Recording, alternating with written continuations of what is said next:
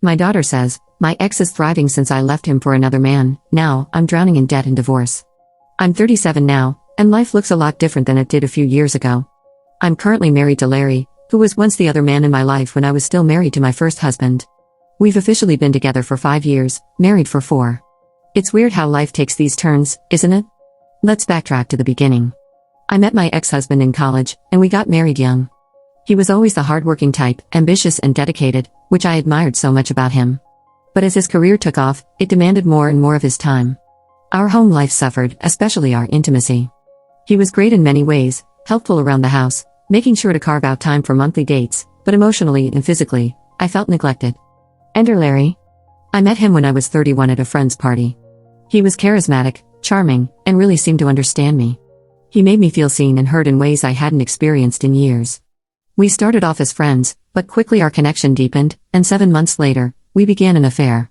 I won't lie, it was exhilarating at first, filled with passion and the excitement of new love. But deep down, I knew the situation was complex and hurtful. Fast forward a bit, and my marriage couldn't withstand the secrecy. When my husband discovered the affair, I was faced with a hard choice. My feelings for Larry had grown so strong that when pushed to decide, I chose to leave my husband for him. We got a divorce, and not long after, Larry and I got married. The dream, however, started to show cracks pretty quickly. Our first 2 years were blissful, like living in a bubble. We were both working, using some of the settlement money I received from my divorce to enjoy life and solidify our bond. But then 2020 hit, and it hit hard. Larry's work dried up due to the pandemic, and suddenly I found myself as the main provider. Financial strain put a stress on us like never before. I took on 2 jobs just to keep us afloat, and even then, it was a struggle. We had to lean on my parents for support, something I never thought we'd need to do. The reality of our situation sank in further when we had to sell the house and car I got from my divorce settlement. We downsized to a cheaper place, squeezing every penny to save for a potential business venture as a way to turn things around. Starting the business was a desperate move, but thankfully, it began doing better than we expected. It was like once we shed all remnants of my past life, including the physical ties to my ex-husband, we could finally start to build something new for ourselves. It's been hard work, and there are no guarantees, but we're holding on to the hope that things will continue to improve. About 4 months ago, I found out that my partner, Larry, was secretly taking money out of my savings. It was like if you had a piggy bank where you were saving up for something cool, and then you found out someone was sneaking some out when you weren't looking. When I asked him about it, he got really mean and said he didn't trust me. That's because before I was with Larry, I made a huge mistake in my previous marriage. I wasn't faithful, and since Larry was single when we got together, he thinks it's okay to keep some of my money for himself just in case things go bad between us. Larry also doesn't help out at home at all. Imagine if you had to do all the chores and someone else just chilled, played games, hung out with friends at the bar, and didn't do anything to help. That's what's happening, and it gets worse. I recently found out he's cheating on me with a waitress from the bar. It really shocked me and made me super sad because I thought we were supposed to trust each other. Now, talking about divorce feels like a giant mess because we don't have a lot of money and everything seems messed up. It's even harder than when I was with my ex-husband, plus Larry just quit his job, so things are really tight, and it's hard to pay for everything we need. I also have a daughter from my first marriage. She's 12, and she tells me how awesome her dad is doing. They even went on a cool trip to Venice, which makes me a bit sad and jealous. I feel like maybe I didn't end things well with him. I did tell him the truth about cheating, and we split pretty amicably. He got to keep our daughter most of the time, and I got our house and car, and to see her 5 days a month. But now, I can't stop thinking about my ex. Maybe it's guilt, or maybe there's still love there, or maybe I'm just really mixed up because everything's a mess. I wonder if I should talk to him, but we only ever chat about our daughter, and I haven't seen him in person for a year and a half. Part of me thinks I'm a terrible person for cheating and breaking up a good thing before, and now my life's just falling apart. A small edit: I didn't leave my daughter. My husband begged me to give him primary custody as he realized he couldn't handle it with his demanding job. I just wanted the house, but we came to a conclusion where he offered to give me money, the car, and the house in exchange for primary custody. I feel guilty, yes, but do I want to get back with him? No, because I know it won't be the right thing to do. I destroyed him, and I'm guilty enough now. He rebuilt himself, and I'm proud of him. My life is in shambles, and it's because of me. I take full responsibility. I just keep thinking of him because I miss him. I want to have a conversation with him, and nothing more. The fact that the man I left him for is now having an affair and cheating on me is tearing me up. So a few months ago, I found out my husband, Larry, was sneaking money out of my savings. That's like if you had a secret stash of candy and someone secretly started taking pieces without asking. Pretty sneaky, right? I was upset, but it got even worse. Fast forward to last Thursday. I come home early from work because I wanted to surprise Larry with dinner, and guess what I find? Larry in our living room, but he's not alone. He's there with someone from his previous work, and it's not just any coworker. It's the assistant principal from the school where he used to work, and they were not just having a friendly chat. It was obvious they were way too close, sitting together on our couch like it was the most normal thing in the world. Larry saw me and wasn't even shocked. He just looked at me and said, "This is how things are now. You need to get used to it." Can you believe that? I felt like my heart stopped. I just stood there, not knowing what to say or do. That night, after Larry and his friend left, I called my best friend over because I really needed someone to talk to. We sat in my kitchen, and I told her everything while trying not to cry into my ice cream. Then she accidentally let it slip that a bunch of our friends knew about Larry's behavior. They thought I knew and was okay with it because, well, I had cheated in my past marriage. I felt so betrayed, like everyone was against me. Feeling like a detective in a mystery show, I decided to dig deeper into Larry's life. I found receipts and a lease for an apartment I never knew about. It turns out he's been renting a place across town under a fake name, and guess who's been staying there? The same assistant principal. It's like he had a whole secret life I didn't know about. Amid all this mess, my phone buzzed.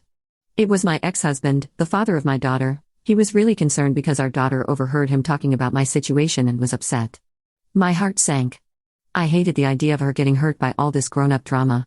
My ex asked if we could meet to talk about how to handle things with our daughter, who's only 12 and shouldn't have to deal with any of this. It made me think about how things used to be with him, more stable and secure, even if we had our problems. Now here's the crazy part, Larry decided he needed space after all this blew up. He packed some bags and left just like that, saying he wasn't sure if we even had a future together. And there I was, left to pick up the pieces of my broken heart and a broken home. I'm stuck wondering what I should do next. Should I try to fix things with Larry, or is it time to let go and start fresh? Maybe I should even talk to my ex more, not to get back together, but just to find some peace in all this chaos. One thing is clear, I need to focus on my daughter and make sure she's okay. Everything else is just noise compared to making sure she feels safe and loved. Update 2. Last week, I was just chilling at home, trying to have a normal morning, sipping my coffee and scrolling through some emails. Then the mail came. I figured it was just the usual stuff, maybe some ads or the electric bill. But nope, there was this super official looking envelope mixed in. My heart sank a little because, let's be honest, good news rarely comes in envelopes that fancy. I opened it, and bam, it was like a lightning strike but without any of the cool thunder. The letter was from a lawyer, and not just any lawyer. This was a lawyer hired by Larry, my soon-to-be ex-husband. Yep, Larry decided it's time to divorce, which honestly, I saw coming. But here's the kicker, he's not just looking to split up and go separate ways. He wants to take half of everything I own, including my business and my 401k account. My business is like my baby, something I built from the ground up, and my 401k is all the money I've been saving for when I'm old and gray and want to relax a bit. Reading that letter, I felt all sorts of things, angry, scared, and just really, really stressed. How could Larry, who used to be my partner in everything, turn around and try to take all that I've worked so hard for? It felt super unfair, like being the main character in a movie where everything starts going wrong. After freaking out for a good 10 minutes, I called my sister. She's always been the one I turn to when things get rough. We talked for a long time. She was super supportive, telling me that I needed to stand up for myself and not let Larry push me around. She said, "You got to fight for what's yours and show him he can't just take things from you." She also told me to get a good lawyer, someone who would help me keep what I've worked so hard to build. Now, here's where it gets even trickier. You're fighting this battle in court is going to cost a lot of money. Lawyers aren't cheap. And with the business already feeling the pinch from all the drama, customers can sense these things, you know. I'm sweating about how I'm going to pay for all this on top of all the grown-up legal stuff. I'm also a mom, and my daughter is seeing all this happen. She's only 12, but she's so wise and kind. She sees me upset and comes over to give me the biggest hugs, telling me, "Mom, it's going to be okay. You're the strongest person I know." It melts my heart. She's my little ray of sunshine, and I've made a promise to myself that no matter how messy this gets, I won't let it mess her up. She deserves a happy mom and a stable life, and I'm going to do whatever it takes to give her that. So what's next? Well, it looks like I'm about to step into a huge battle. I need to protect my business, my savings, and most importantly, keep my daughter's world as happy and safe as possible. It's going to be tough, but I've got my sister and my daughter cheering me on, and I'm ready to fight like never before. Okay, so remember how I told you things were getting pretty crazy with Larry wanting to take everything in the divorce? Well, I thought that was as bad as it could get, but nope, life had another twist waiting for me. Feeling really down and kind of lost, I started thinking a lot about my past, especially about Mark, my first husband. You know, he was the guy I was with before all this mess started. Things with him were pretty good at times, stable, secure, and he was really kind. After the whole disaster with Larry, I started missing those good old days with Mark. I thought maybe, just maybe, there could be a chance to fix things, to maybe start fresh with him. So what did I do? I decided to actually go and see Mark. Yes, I drove all the way to his house, my heart racing like crazy. I was super nervous but felt like I had to try. When I got there, I took a deep breath and knocked on his door. When Mark opened the door, his face was a total picture of shock, like he couldn't believe I was standing there. I got all jittery and started talking really fast. Hey Mark, I know it's been ages and a lot has happened. I've been thinking a lot about us, about our past, and how we ended things. I'm really sorry for how everything turned out. I'm in a tough spot right now, and I guess I just miss how good things were with you. Do you think there's any chance we could talk about it, maybe see if there's a way to start over? Mark looked at me like I had just turned up from another planet. He was clearly upset, and his voice got kind of loud. He said, "You think you can just show up out of nowhere and ask for a do-over after all this time, after everything you did?" I tried to explain, to tell him how sorry I was, but he wasn't having any of it. It was like he had built up all this anger, and now it was all coming out. Before I knew it, he said, "I think you should leave. We've both moved on, and there's nothing left to say." And just like that, he closed the door right in my face. I stood there for a moment, feeling a mix of shock, sadness, and a ton of regret. Driving back home was rough. I was crying, feeling totally alone and unsure about everything. Why did I think going to Mark would help? What made me believe he might want to revisit something we had both left behind? Now I'm sitting here back at my place, feeling the weight of the world on my shoulders. I've got this messy divorce with Larry looming over me, trying to snatch away my business and my savings, and on top of that, I just got a major reality check from Mark, which really hurt. But here's what I realized: I can't keep looking back. I've got to face forward. Yes, I made mistakes, big ones, but I've learned from them too. I need to focus on the here and now, especially on being the best mom I can be for my daughter. She needs me to be strong, to be stable, and to show her that no matter how hard life gets, we can get through it. So the plan: I'm going to get myself a really good lawyer, someone who can help me fight Larry in court and make sure he doesn't take everything I've worked for. I'm going to pour my heart into my business, make it stronger and better than ever. And I'm going to spend every moment I can making sure my daughter knows she's loved and protected. It's not going to be easy, and I'm sure there are more challenges ahead, but I've got to keep fighting, keep pushing through, because at the end of the day, I believe there's a light at the end of this tunnel, and I'm going to reach it no matter what. Just when I thought I had seen it all, life decided to throw me another sham, or maybe a couple of them.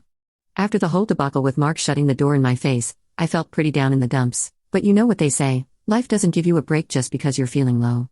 First things first, I had to tackle the huge problem of my pending divorce with Larry, who suddenly turned into a character from a villain movie, wanting half of everything I own, my hard-earned business, and all my savings piled up in my 401k. It was like a nightmare where you're falling.